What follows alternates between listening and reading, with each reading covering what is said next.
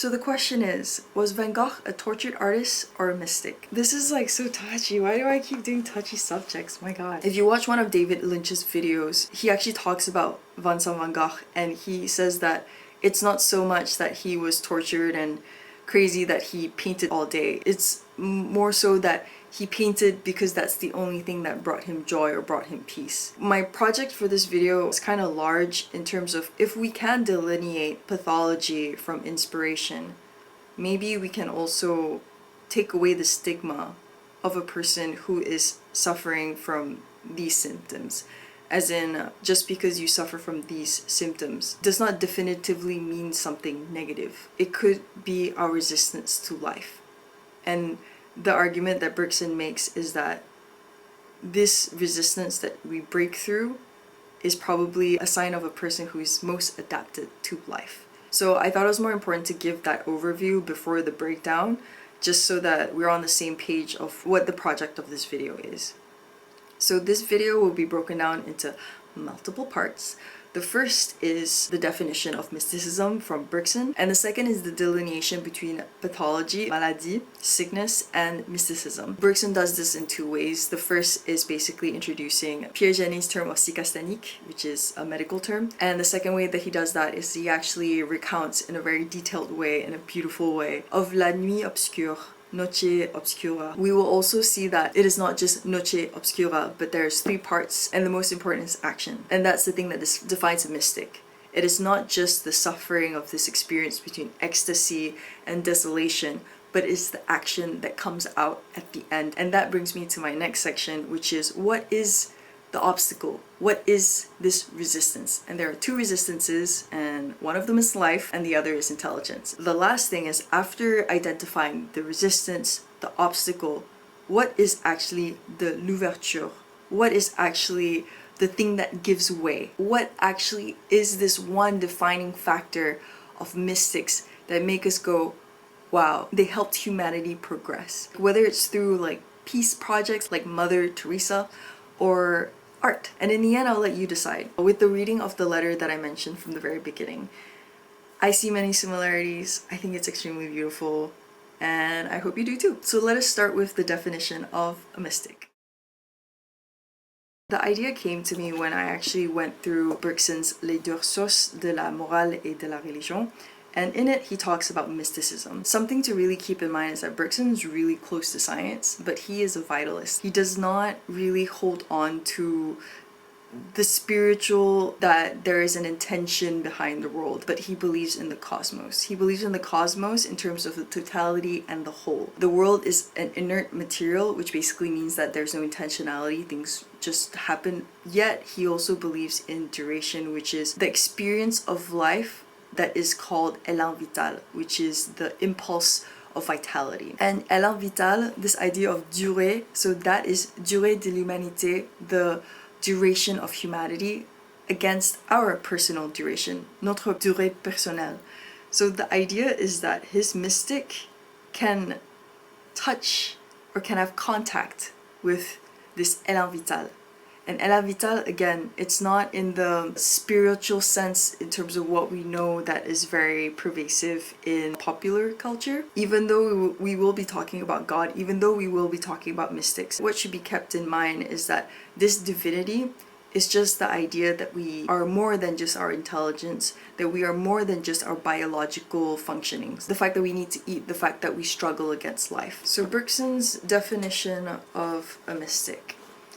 Ok. Le grand mystique serait une individualité qui franchirait les limites assignées à l'espace par sa matérialité, qui continuerait et prolongerait ainsi l'action divine. So the grand mystic would be an individuality that crosses over the limits assigned to a species by materiality. So what materiality in the sense means is the fact that we are human and we need to eat. And we're going to come back to this idea in the section that talks about resistance and obstacle.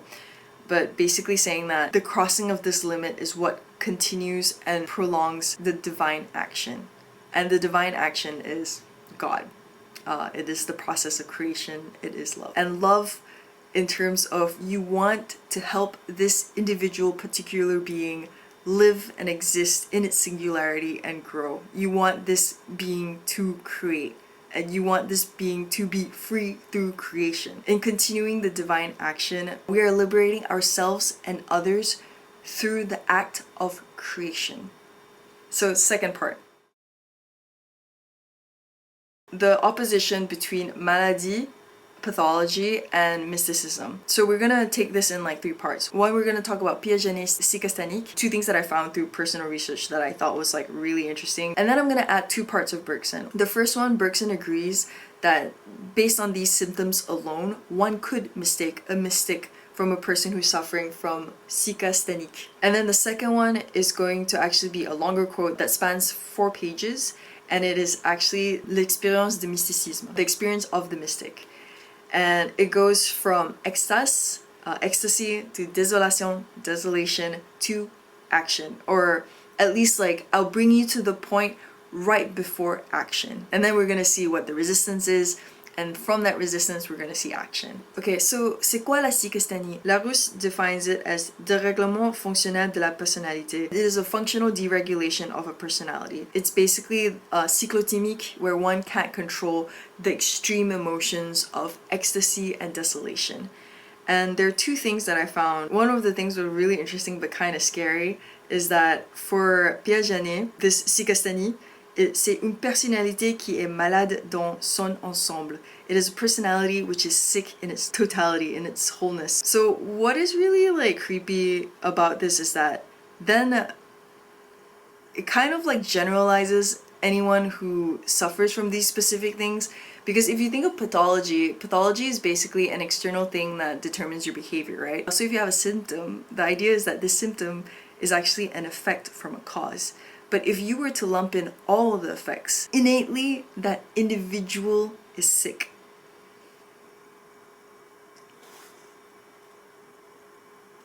Yeah, I find that really problematic and really uncomfortable. So another thing that I found really interesting is that in his book Les Obsessions et de la Psychastanie, he wrote about this feeling that all these patients have, which is un sentiment d'incomplétude dans la sphère intellectuelle et affective.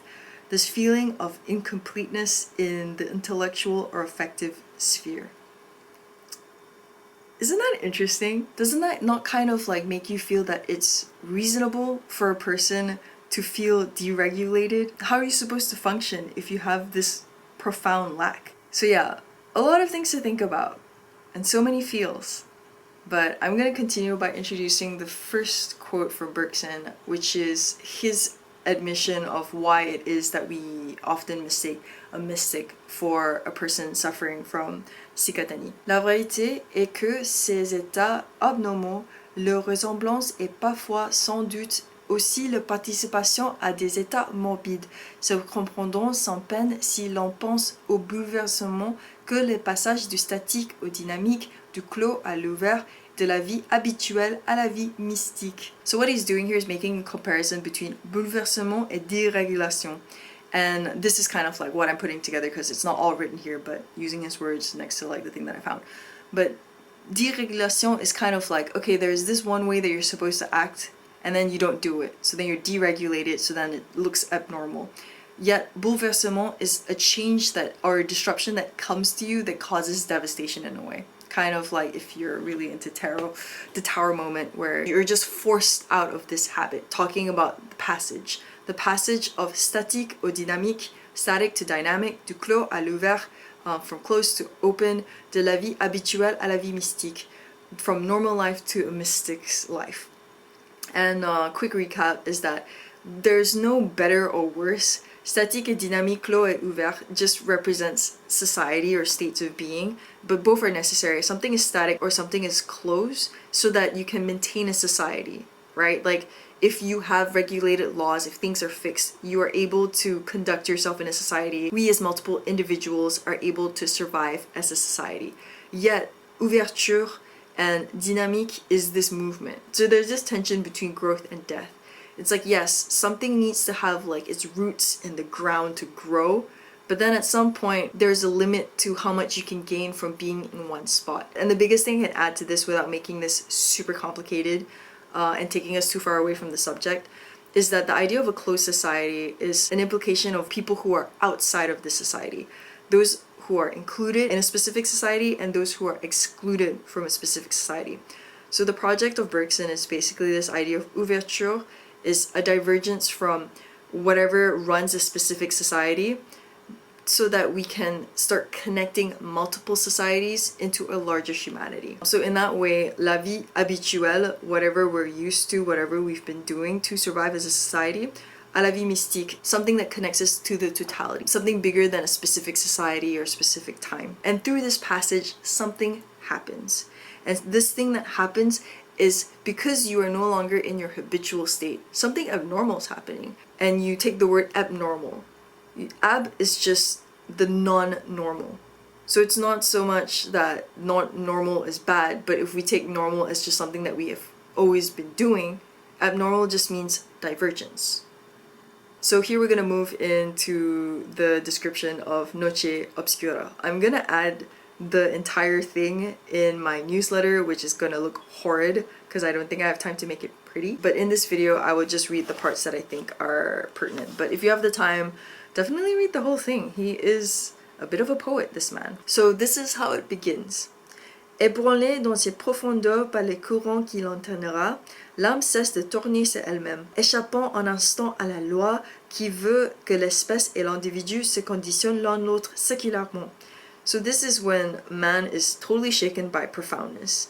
And for an instant, and this is like the point of ersatz. Ersatz is contact with la durée, contact with l'élan vital, which I mentioned from the beginning. And basically this contact with l'élan vital is the moment that they escape the law of the species and an individual of the society that circularly tells them what to do through social obligations. And this is something that he really talks about, obviously, in the first chapter. We have moral obligations from a society, and while we can choose between obligations, the thing that we cannot choose to escape is the fact that we have obligations. Like for me, my obligation as a student, my obligation as a friend, my obligation as my role within society. We all have it. And yeah, I could choose one day to be a terrible student and not do my reading. And then if I choose not to obey this law, there's going to be some other law and many other things that defines my relationship within society. And because I have a relationship with society, there will always be a mass of obligations, mass of roles to be filled. Continuing on. Elle s'arrête comme si elle écoutait une voix qui l'appelle. The soul stops, as if to hear a voice that calls it. Puis elle se laisse porter droit en avant. And then after that, she lets herself get carried away. Elle ne perçoit pas directement la force qui la mue, mais elle en sent l'indéfinissable présence ou la devine à travers une vision symbolique. The soul can't perceive directly this force that moves it, but they can feel this undefinable presence through a symbolic vision. Vient alors une immensité de joie, extase, où elle s'absorbe au ravissement qu'elle subit. Dieu est là et elle est en lui. So here comes the immense joy, ecstasy, which absorbs itself and she is submitted to. Dieu est là et elle est en lui. So God is here and she is in it. So basically just the connection with the totality of things, with creation, with love. Plus de mystère, no more mystery. Les problèmes s'évanouissent, les obscurités se dissipent. C'est une illumination. The problems melt away, obscurities dissipate. It is an illumination. Like, what a beautiful description of what potentially is the elusive, creative, artistic inspiration. Mais pour combien de temps? But for how long? Une imperceptible inquiétude qui planait sur l'extase descend et s'attache à elle comme son ombre. This unperceptible anxiety that soars above ecstasy and attaches itself to the soul as shadow. Okay, and this is desolation after ecstasy. Elle souffrait déjà, même sans les états qui vont suivre, à distinguer le mysticisme vrai, complet, de ce qu'on fut jadis l'imitation anticipée ou la préparation. Also, in this is saying that the soul already suffered before even les états referring to symptoms of ecstasy et désolation. The symptoms of cyclotimique, the fact that you can't control your humor between the two poles. So what he's saying is that inspiration doesn't come after or during all these things that we would confuse as a person with the pathology. it is before. And after that, he goes into defining where this anxiety comes from. The fact that if ecstasy is the connection or the being absorbed into God, into love, the anxiety comes from the separation. I'm gonna continue and we're gonna put this all together. Quand ces sentiments a grandi au point d'occuper toute la place, l'extase est tombée. L'âme se retrouve seule et parfois se désole. So he basically put it together. So when the feeling of ecstasy takes the entire place of the soul, and when that ecstasy drops, the soul finds itself alone and sometimes saddened. So if we go back to Pierre Janet, we can make a comparison between this feeling of incompleteness in the affective and intellectual life with this emptiness felt when one is no longer feeling connected, one is feeling alone. In this sense, we're not saying connected as in like, am I lonely, do I have friends? This is aloneness in a grand scale. This is whether you are connected or not to the human experience. It is also the consciousness that this connection to totality is brief. Habituée par un temps à l'éblouissante lumière, elle ne distingue plus rien dans l'ombre. It no longer distinguishes anything in the shadows. It's like you have blinding light and now you have complete darkness. Elles ne se rend pas compte du travail profond qui s'accomplit obscurement en elle. The soul is not able to identify or to be aware of or to take into account the profound work that is accomplished obscurely hidden within itself. And the beautiful thing about this is that it's saying that desolation is a profound work. It is necessary in the mystical experience. Elle sent qu'elle a beaucoup perdu. Elle ne sait pas encore que c'est pour tout gagner. Telle est la nuit obscure. The soul feels that it lost a lot, but it does not yet know that it is to win everything. That is la nuit obscure. It's touching, no?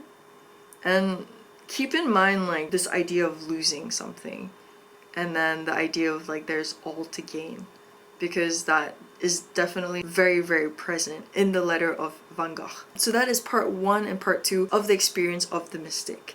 The most important part that truly defines the mystic, I believe, is the third. So let me introduce you to l'obstacle et l'ouverture.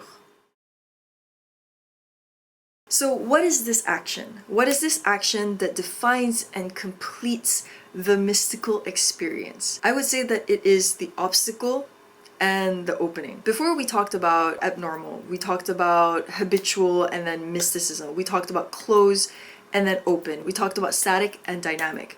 So for us to have an opening, there needs to be some kind of resistance. Not that we're looking for a resistance, but that this opening is something that surpasses, something that jumps, something that goes forward. We know the Nietzschean concept of like, we truly know ourselves based on resistance. Like we truly identify our power and our capacity based on how we surmount resistance, how we get past resistance. The reason this is so particular to the mystics is that it is not an action for the mystic themselves, but for humanity at large, for love, for God, for creation. They experience this ecstasy, and their action is to share this ecstasy with everyone, to share this experience and this ability to have contact with totality. So in doing that, the mystic is still human. By that I mean the mystic is mortal. By that I mean it's regulated by biological needs, and it is regulated by society.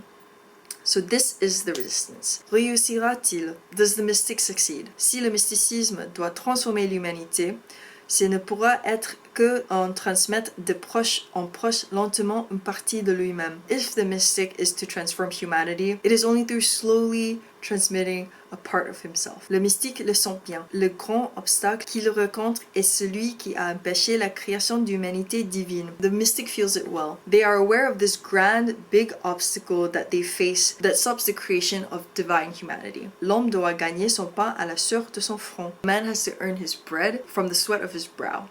So, you gotta work.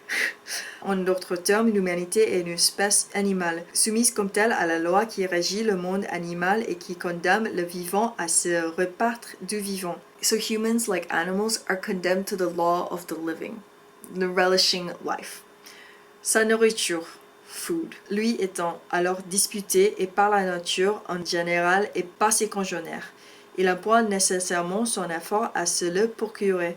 Son intelligence est justement faite pour lui fournir des armes et des outils en vue de cette lutte et de ce travail. So because food is disputed, it's not given by nature or by fellow man, we have to work. We have to invest time and our intelligence and everything necessary to survive. And this is one of my favorite phrases. Comment, dans ces conditions, l'humanité tournerait-elle vers le ciel une attention essentiellement fixée sur la terre?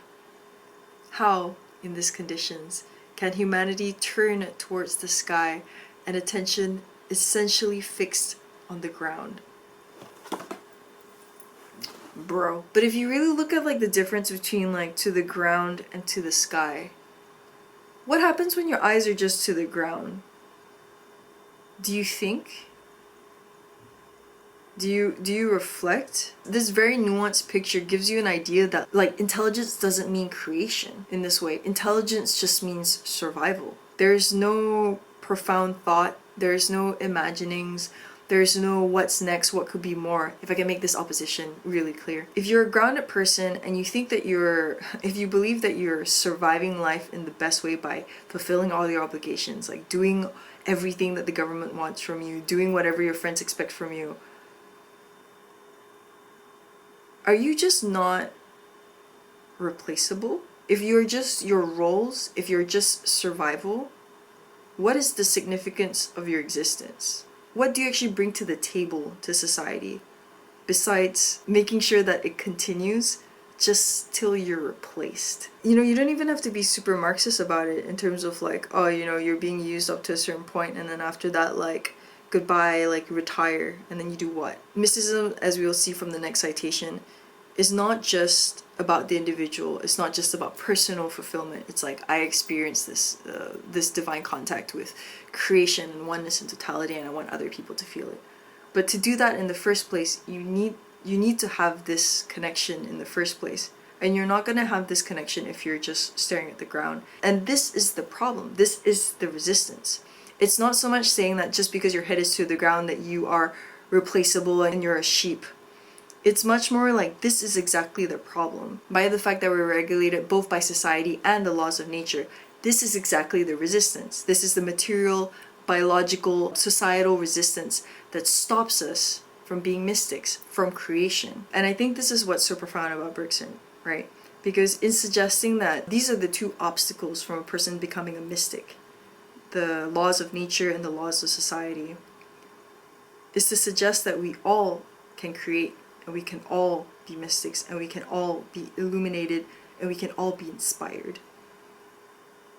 So it's no longer like some people are born talented, you know, not all of us are Van Gogh, but that there's a potential that we all are Van Gogh. But because of these two unavoidable resistances, which are massive, we aren't. I just think that's, I'm like stuck. I just think that's so beautiful because it's like there's no hierarchy, and we can like really let go of this idea of like talent is only given to some, and some of us are just out of luck. Okay, I'm gonna continue with the I'm gonna have my feels after the video, and I'm gonna read the last part, which is l'ouverture, the opening, and the consequences of this action. Sur la terre, on earth. En tout cas, l'espèce qui est la raison d'être de toutes les autres n'est pas que particulièrement elle-même. So the species of multiple mystics, which is the reason why there's society and there's others, which is only partially itself, because a mystic is not a mystic all the time. In terms of, you know, we talked about the process, there's a beginning, a middle, and an end. And the thing about like divergence in the conception of Bergson is that it's always a short interval, like a short thing to pass an obstacle. And once that obstacle is passed, the action is over. Elle ne penserait même pas à la devenir tout à fait si certaines de ces représentations n'avaient réussi. They don't even think about what is to become, le devenir, whether what they have done will succeed. Par un effort individuel qui s'est surajouté au travail général de la vie. And here we go back to how mystics, they're not about their own self, but this sharing or enlightenment of others, of humanity. And that their work by an individual effort is something that adds to the general work of life. À briser la résistance que supposait l'instrument. Briser la résistance, we've already talked about the two massive resistance, right? Qui supposait l'instrument. L'instrument here could be mistaken as intelligence, but I take it here to be more of like the instrument in terms of the mystics as the instrument that connects us back to totality, to God, to love, to creation. À triompher de la matérialité, to triumph above materiality. Enfin, à retrouver Dieu. In the end, to find God. Ces hommes sont les mystiques. These people are mystics. Ils ont ouvert une voie où d'autres hommes pourront marcher. They have opened a way so that other men could walk. Ils ont par là même indiqué aux philosophes d'où venait et où allait la vie. And in this way, it is the mystics who indicate to philosophers where life came from and where life has gone.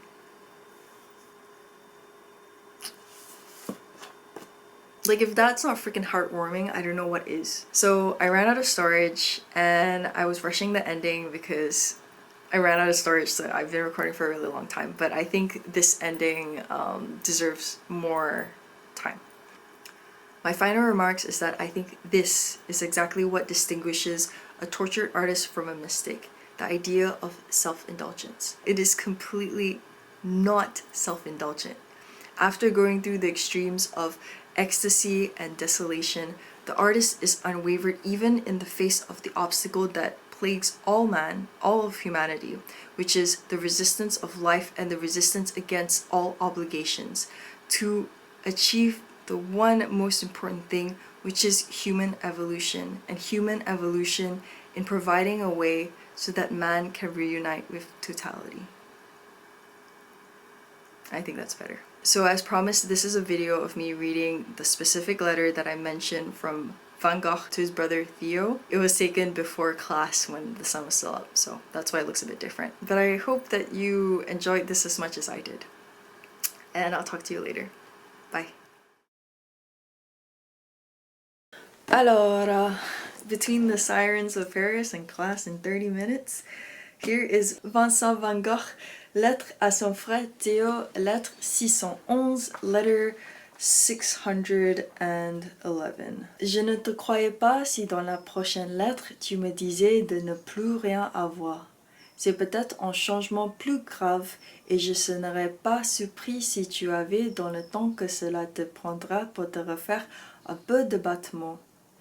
Il y a et il y reste et il revient toujours par moments en plan vie artistique la nostalgie de la vraie vie idéale et pas réalisable. Et on manque parfois de désir de s'y arrêter en plein dans l'art et de se refaire pour cela. On se sait cheval de fiacre et on sait que ce sera encore au même fiacre quand on va s'installer. Et alors on n'en a pas envie et on préférerait vivre dans une prairie avec un soleil, une rivière, la compagnie d'autres chevaux également libres et l'acte de la génération. Et peut-être, au fond des fonds, la maladie de corps vient un peu de là. Cela ne m'étonnerait pas. On ne se révolte plus contre les choses, on n'est pas résigné non plus, on en est malade et cela ne passera point. On n'y peut pas précisément remédier. Je ne sais pas qui a appelé cet état, être frappé de mort et de mortalité. Le fiacre que l'on traîne, ça doit être utile à des gens qu'on ne connaît pas. Et voilà, si nous croyons à l'art nouveau, aux artistes de l'avenir, notre pressentiment ne nous trompe pas. Et nous, qui ne sommes à ce que je suis porté à croire, nullement si près de mourir, néanmoins nous sentons que la chose est plus grande que nous et de plus longue durée que notre vie. Nous ne sentons pas mourir, mais nous sentons la réalité de ce que nous sommes peu de choses et que peut-être dans la chaîne des artistes nous payons un prix raide de santé, de jeunesse, de liberté dont nous ne jouissons pas du tout, pas plus que le cheval de fiacre qui traîne une voiture des gens qui s'en vont jouer eux du printemps. Enfin, ce que je te souhaite comme à moi-même, c'est de réussir à reprendre notre santé, car il en faudra. Il y a dans l'avenir un art. Il doit être si beau et si jeune que vrai si actuellement nous y laissons notre jeunesse à nous, nous ne pouvons qu'y gagner en sérénité. C'est peut-être trop bête d'écrire tout ça, mais je le sentais ainsi. Il me semblait que, comme moi, tu en souffrais de voir ta jeunesse se passer en fumée. Mais, si elle repousse et paraît dans ce qu'on en fait, il n'y a rien de perdu. Et la puissance de travailler est notre jeunesse. Guéris-toi donc, avec un peu de sérieux, parce que nous aurons besoin de notre santé.